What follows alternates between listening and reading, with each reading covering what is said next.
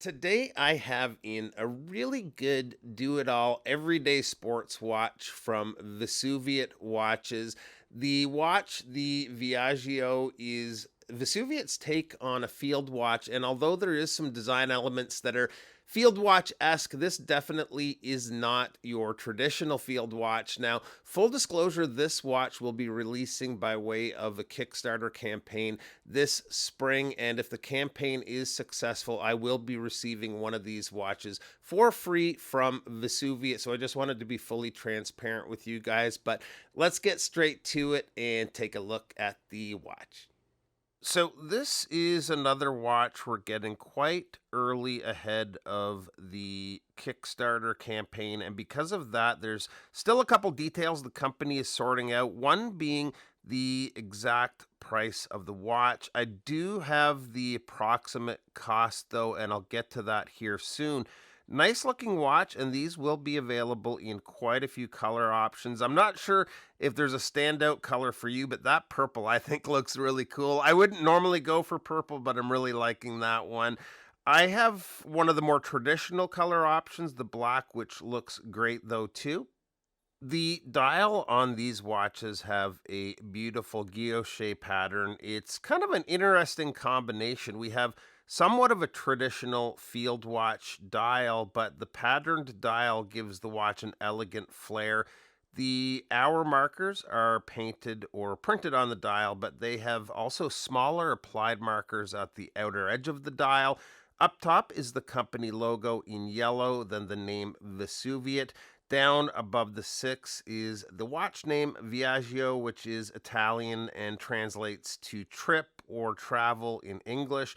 Below that is automatic and the water resistance, which is a massive 200 meters, which is a great to have for this style of watch. Framing the dial is the white rehaut with the minute track printed in black. The hands are sword style hands, and they, along with the markers, have a good application of BGW9. One cool touch is the stick second hand has loom, which I didn't expect, and the logo on the crown is also loomed. The crown is a screw down crown protected by the crown guards. Just unscrew it here. We've got some pretty decent winding action, typical for the movement, which is the Miyota 9039. The 9039 is a hacking and hand winding 24 joule movement, beating at 28,800 vibrations per hour and with a power reserve of approximately 42 hours. The case has an interesting design. It's a neat shape, especially looking at it straight on like this. It has a very flat side profile. It's quite thin at only 11.2 millimeters, including the domed crystal. The case has a combination of brushed and polished surfaces, and some of those polished areas, especially the bezel, are spots that could pick up scratches, but the case is heat treated to a hardness of 1100 Vickers, which should help reduce the likelihood of picking up those scuffs or scratches. The bracelet is also heat treated, which is good, especially with these polished center links. The links are screwed links. We also have quick release spring bars on the end links. The clasp is good. It's one of those standard issue clasps we see on a lot of micro brand watches, but it is well made and has lots of micro adjusts. Size on the watch comes in at a case width of 40.9 millimeters.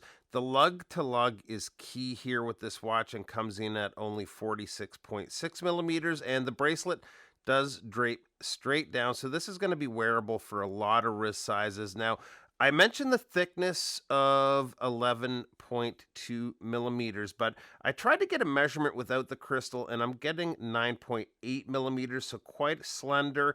Lug opening on the watch is 20 millimeters. The crystal, both front and back, are sapphire and treated with an anti-reflective coating. And here it is on my 7.25 inch wrist, and it is a really sharp looking watch, I find. Considering how flat the case is, it wears great, which that lug to lug definitely helps with. A big feature of the watch is the heat treated steel. You don't see that all that often from micro brands, but that's a nice bonus to have. Now, Vesuviate is still working out the details on pricing, but they tell me early bird pricing is going to be under 400 USD and will go up from there. I'll have them email me the final pricing when they have it and put it in the comment section and the video description when I do get that. Also, in the description is the link to Vesuviate where you can sign up to get notifications on the Kickstarter campaign, which is planned to launch in April. So, there you have it. Seems like 2022 is going to be a great year for micro brands. Lots of interesting releases coming out. So, thanks for taking a few minutes to stop by today, and we'll see you real soon. Bye bye.